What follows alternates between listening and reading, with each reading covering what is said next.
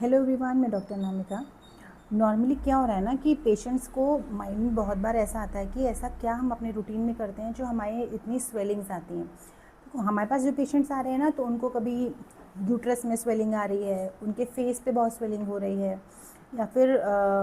वो बोलते हैं कि जब सुबह सो के उठते हैं तो आंखों के चारों तरफ बहुत ज़्यादा स्वेलिंग हो रही है, गठिया है तो जॉइंट्स में स्वेलिंग हो रही है, या फिर बहुत लंबे समय से उन्हें कोई ना कोई ऐसे इशू बने रहते हैं जो उनको अपनी बॉडी में सूजन महसूस होती है कि कपड़े कभी ढीले थे और अचानक से बहुत टाइट हो गए हैं, और उस कभी कभी फिर वो लूज़ हो जाते हैं वही सेम कपड़े।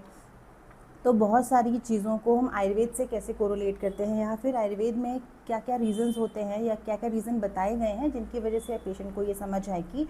स्वेलिंग किन कारणों से हो जा रही है। पहले समझते हैं कि किसी को अगर कोई हार्ट का प्रॉब्लम है, या किसी को किडनी का प्रॉब्लम है, या कोई इंजरी हुई हुई है, या एक्सीडेंटली चोट लगी है, उसकी वजह से ब्लड लॉस होने की वजह से स्वेलिंग हो रही है, वो कम्प्लीटली डिफरेंट है। उसकी वजह से भी स्वेलिंग आ जाती है, बट वो डिज़ीज़ को कवर करते करते वो कवर भी हो जाती है। नॉर्मली हम अपने रूटीन में ऐसा क्या करते जा रहे हैं जिसकी वजह से स्वेलिंग आती है, तो हम उसको कैसे समझते हैं। आयुर्वेद में क्लियर बताया गया है जो इनकम्पैटिबल फूड होता है, यानी कि विरुद्ध आहार विहार होता है, जैसे कि शहद के साथ कोई गर्म चीज़ को मिलाना, दूध के साथ कोई नमकीन चीज़ को मिलाना, या फिर दूध के साथ फ्रूट्स को मिक्स करके खाना, या आगे पीछे ऐसा फ्रूट्स के साथ मिल्क को इंट्रोड्यूस कराना, ये विरुद्ध आहार माना जाता है। इन दोनों चीज़ों को मिला करके सेवन करने से भी कई बार ऐसा होता है कि इंटरनल हमारी बॉडी में स्वेलिंग होती रहती है।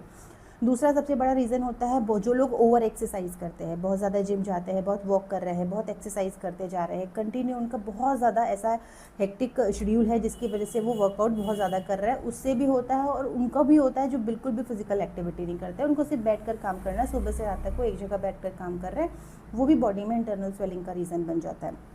तो इनको भी हमें समझना। जो लोग बहुत ही ज़्यादा स्निग्ध आहार, मतलब बहुत ही ऑयली फूड ज़्यादा खाते हैं, या फिर उनके घर में बनता ही ऑयली फूड या नमकीन फूड बहुत ज़्यादा खा रहे हैं, पानी का बहुत ज़्यादा इंटेक कर रहे हैं, मतलब वो सिर्फ लिक्विड चीज़ों पर ही जा रहे हैं।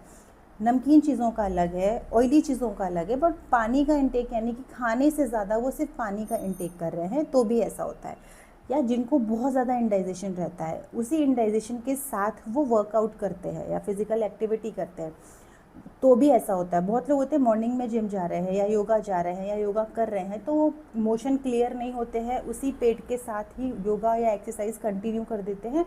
उसकी वजह से भी इंडाइजेशन या कॉन्स्टिपेशन होता है, और लंबे समय तक ये चलते रहने की वजह से भी ऐसा होता है, बॉडी के इंटरनली स्वेलिंग स्टार्ट हो जाती है। तो ये भी कहीं ना कहीं मेटाबॉलिक इशू क्रिएट करता है और इंटरनल स्वेलिंग कर सकता है, तो इसका भी हमें खास ध्यान रखना। और जो सबसे इम्पॉर्टेंट चीज़ होती है रात्रि जागरण, यानी कि रात में बहुत लंबे समय तक जागना और दिन में सो जाना।